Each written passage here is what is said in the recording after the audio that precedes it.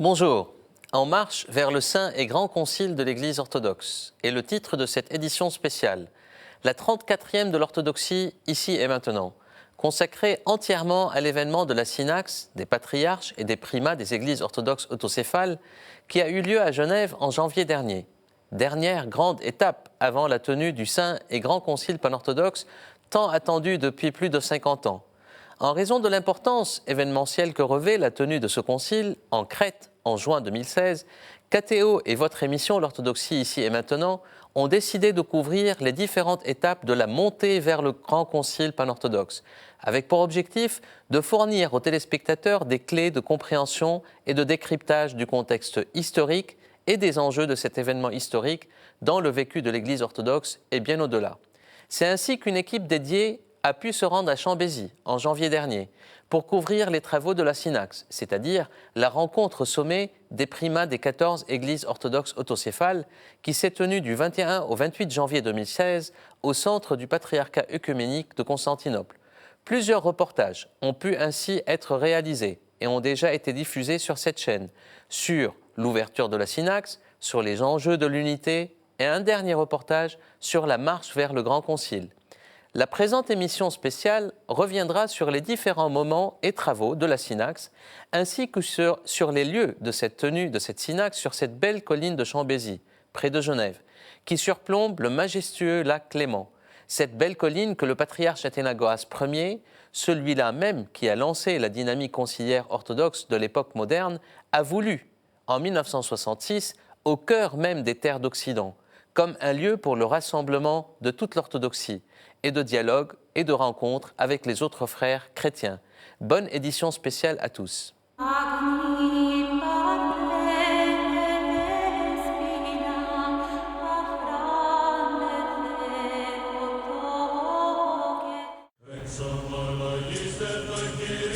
Genève, les montagnes, le lac, la croix du sang du patriarcat œcuménique de Constantinople à Chambézy veille du haut de cette belle colline genevoise sur les lieux.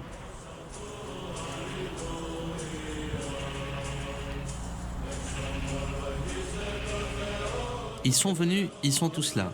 Les délégations des 14 églises orthodoxes autocéphales arrivent des 4 coins de l'Orient.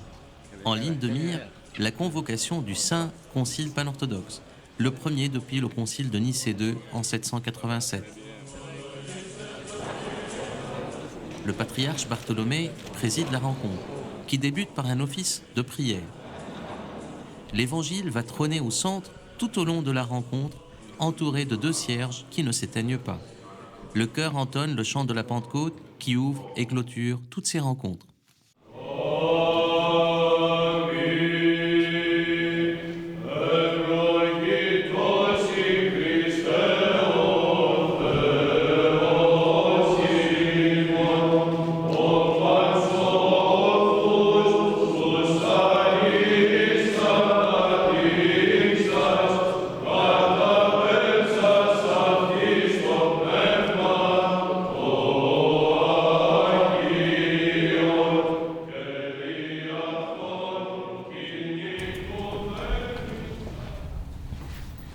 Donc là, nous sommes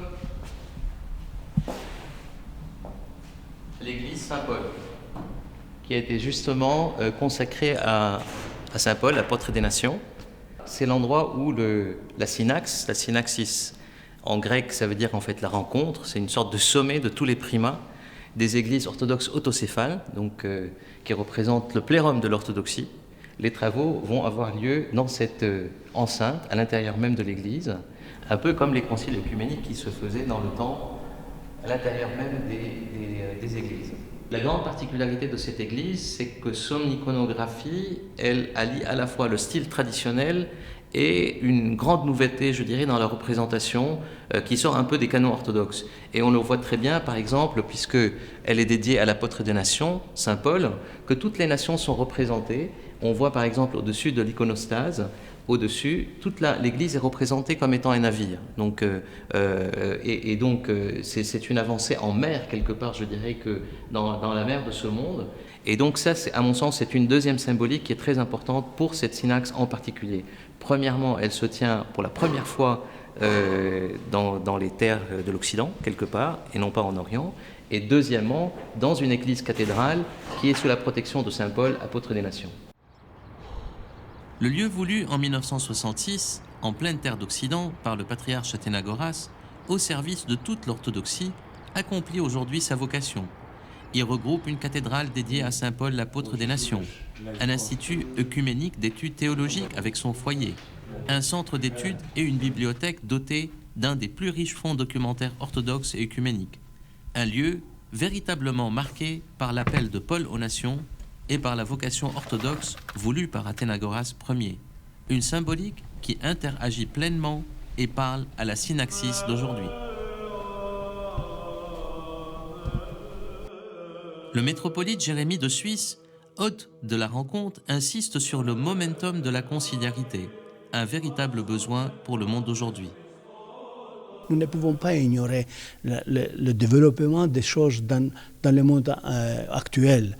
Nous ne pouvons pas ignorer les gens qui nous entourent. Vous voyez, tous les mouvements qui se font à l'heure actuelle, ce sont des mouvements de conciliarité, de rapprochement, à tout point de vue. Et c'est le message que tout le monde attend. De quelle manière l'orthodoxie peut se mettre dans ce contexte-là?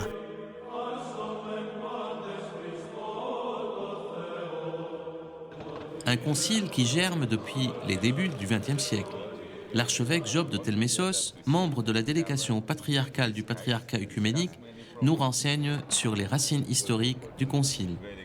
Le Saint et Grand Concile de l'Église orthodoxe est un long processus qui a commencé presque il y a une centaine d'années en fait.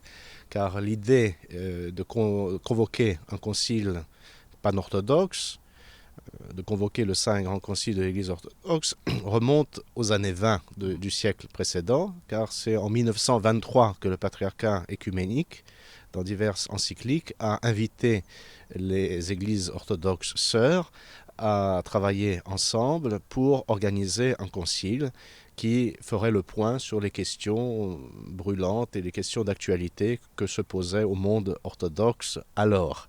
Notamment les aspects œcuméniques. Entre autres. Donc l'idée était là. Peu de temps après, il y a eu une rencontre panorthodoxe au Mont Athos. Il ne faut pas oublier que le Mont Athos y a participé aussi d'une certaine manière, puisqu'il y a eu une réunion panorthodoxe des représentants des diverses églises au monastère de Vatopédie.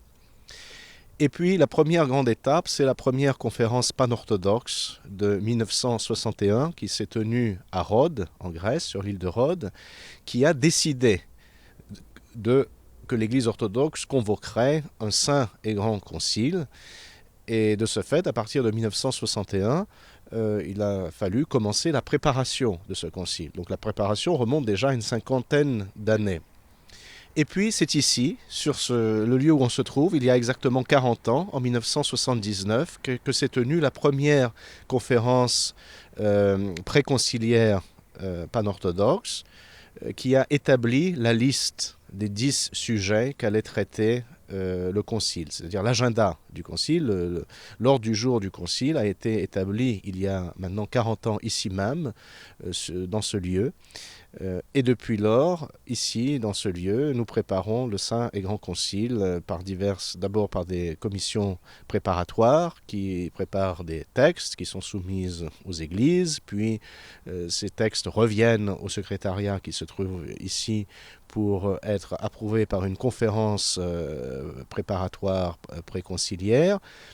Et une fois que tous ces textes les différents thèmes sont terminés, complétés, pourra être peut-être convoqué le Saint et Grand Concile. Donc la synaxe des primats aujourd'hui marque une étape en ce sens décisive. Nous sommes vraiment au point culminant de la préparation et nous allons vers l'avant, vers la convocation du Concile.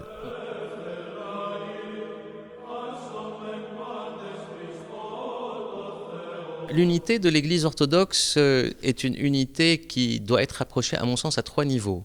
Le premier niveau, c'est l'unité de la foi. Et l'unité de la foi, elle existe. Elle n'a pas besoin ni d'être accentuée, ni manifestée. Le deuxième plan, c'est l'unité sacramentelle, c'est-à-dire les sacrements. Et là, il y a une unité dans la diversité de toutes les églises orthodoxes qui célèbrent la même liturgie, qui célèbrent les mêmes sacrements. Le troisième niveau, qui à mon sens qui est très important dans le vécu du monde aujourd'hui, c'est le niveau de l'expression de l'Église dans le monde. C'est-à-dire comment les églises orthodoxes, à travers l'Église orthodoxe, doivent se montrer dans le monde et s'exprimer dans le monde d'une seule voix.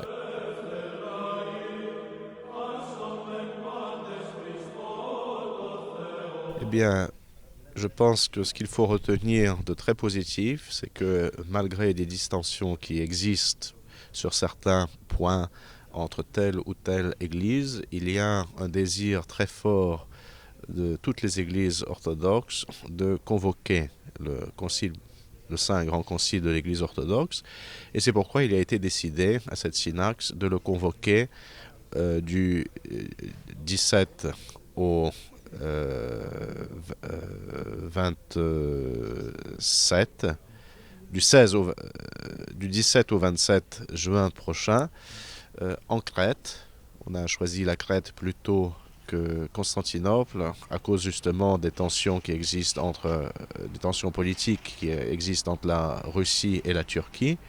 Donc il fallait trouver un lieu qui soit à la fois historique, apostolique, mais aussi neutre et paisible. Donc on s'oriente, il a été décidé de le convoquer à l'Académie de Crète, près de Cannae. Et ce concile, donc finalement, de tous les documents qui ont été préparés, retiendra 6 thèmes principaux.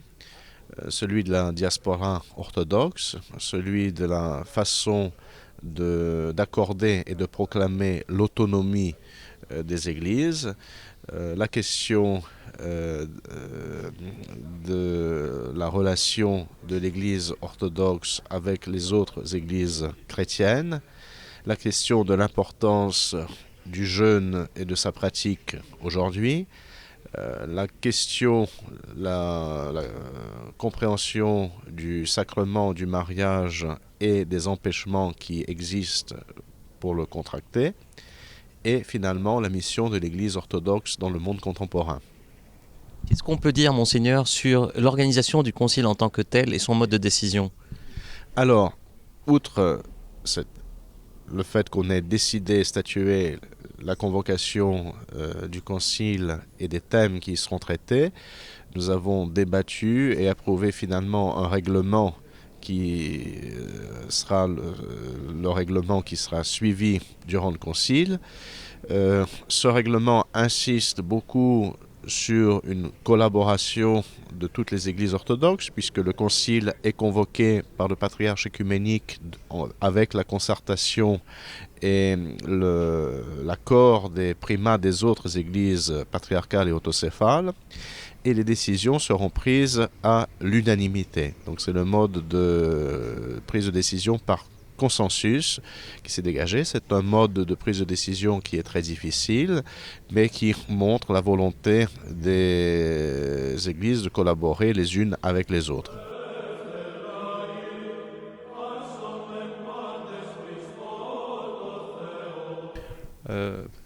اولا يعني نحن نريد قبل ما نحكي عن المشاكل يلي موجوده اننا يعني نحط كمان الناس اللي عم بيتابعونا بالقناه تبعكم باننا نحن كنا ايجابيين على كل السنوات السابقه التحضيريه وبكل الاجتماعات التحضيريه، وسبب وجودنا هون لحتى ناكد على ايجابيتنا بنجاح اللقاء وتمنياتنا لانه تنحل فيه كل الامور المعقدة العالقة.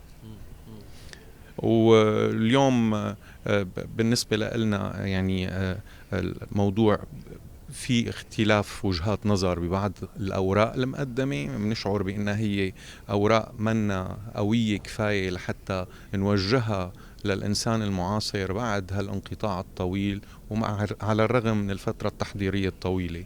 إذا بدنا نحكي بديتيلز يعني فينا نعلق على ورقة الزواج، فينا نعلق على ورقة الروزنامة، فينا نعلق على ورقة الصوم يعني كل المواضيع الحساسة يلي اليوم ناطرها الإنسان المؤمن، وخاصة إنساننا الشرقي يلي نحن عايشين مع أخوتنا الكاثوليك وأخوتنا السريان وأخوتنا الأرمن وأخوتنا المسلمين، وفي اختلاط وعنا الزواج المختلط.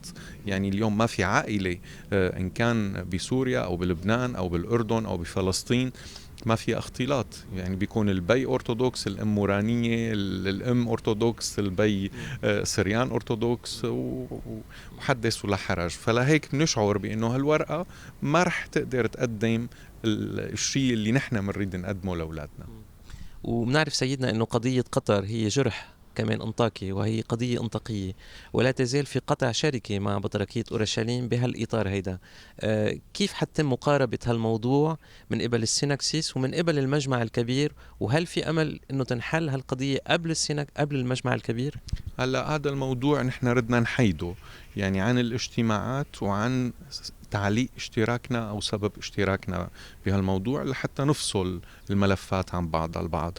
أكيد جرح كبير بالنسبة لنا بأنه نحن ما نكون بشركة مع كنيسة عريقة مثل كنيسة أورشليم والعلاقات التاريخية اللي بتربطنا معهم كبطريركيتين.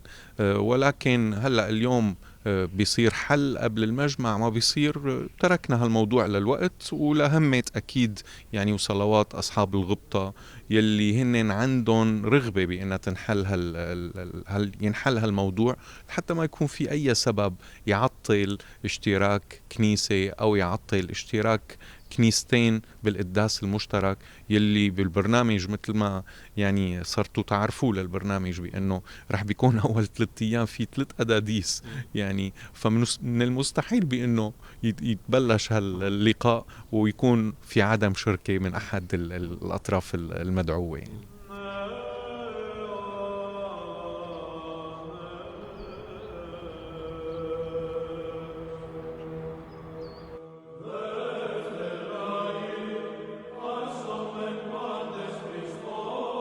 Je pense que le premier des enjeux, c'est la rencontre des primats, et pas seulement des primats, mais de toutes ces délégations des églises locales. C'est le premier enjeu. C'est un exercice de la synodalité qui n'a pas été exercé par l'Église depuis des siècles et qui s'avère aujourd'hui si nécessaire pour la vie de notre Église orthodoxe universelle. Voilà. Un autre enjeu, bien sûr, c'est la thématique, puisqu'on vit dans un contexte du dialogue. Le monde a besoin de dialogue, donc l'Église orthodoxe, elle est ouverte au dialogue, mais par chaque Église locale, mais aussi elle s'ouvre au niveau universel au dialogue. Je pense qu'une autre question importante, c'est de traiter des enjeux de la présence de la famille chrétienne dans la société d'aujourd'hui.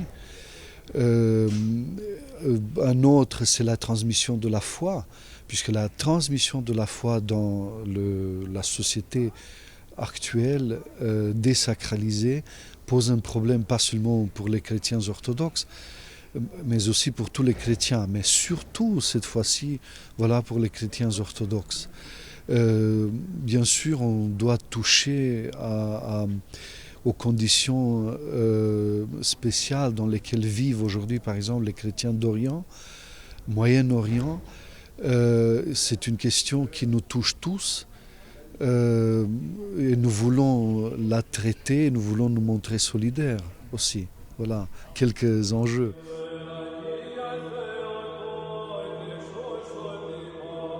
Personnellement, je ne pense pas de la même manière.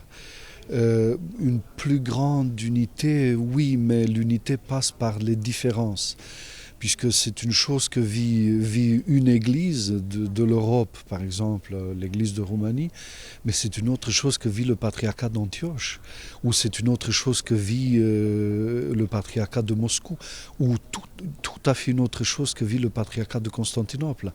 Donc vous savez, mais cette unité très très différenciée d'un patriarcat à l'autre, elle va se vivre, mais c'est ensemble que nous vivons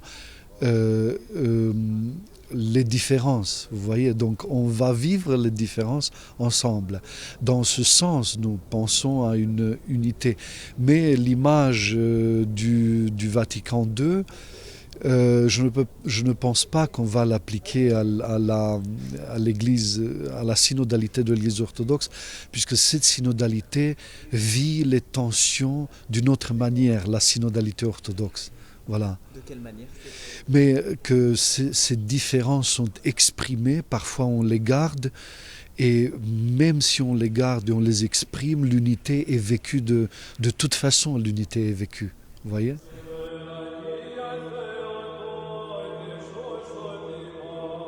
Moi, je pense que affirmer son identité, c'est problématique, réelles, qui sont prises en compte par les autres, parfois sans être résolues, mais quand même, l'unité est là. Et chacun est solidaire avec une autre église locale pleinement, puisque la synodalité est exprimée localement. Voilà, et cette synodalité exprimée localement, elle est vécue aussi au niveau international, sera vécue au niveau international. Nous, on l'a vécu à travers ces synaxes des primats, et nous allons la vivre pleinement au niveau de grands et saints synodes en Crète.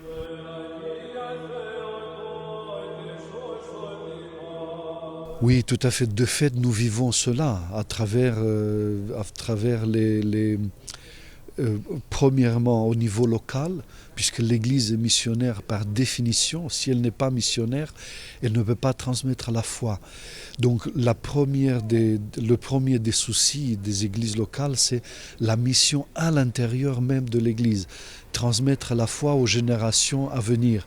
Donc il faut toujours regarder quel est le langage à utiliser, quelles sont les préoccupations des jeunes générations. Et deuxièmement, la mission par l'ouverture au monde. Moi, je pense que une des préoccupations les plus importantes, c'est qui est l'homme aujourd'hui? Redéfinir l'homme et la place de l'homme dans le monde. Qui est la personne humaine? Qui et comment la personne humaine prend toute sa place dans la société, dans le monde d'aujourd'hui. Bien sûr, nous donnons la réponse à travers de la personne divino-humaine du Christ, dans laquelle la personne humaine trouve son accomplissement, de fait. Cela, il faut réaffirmer. Ça fait partie de la mission orthodoxe, on peut dire, en ce qui concerne l'humanité et l'homme dans l'humanité, vous voyez. Et je pense, par la suite, défendre aussi, à travers la mission, défendre la justice, la paix entre les humains, entre le peuple entier, l'univers, l'ïcoumène.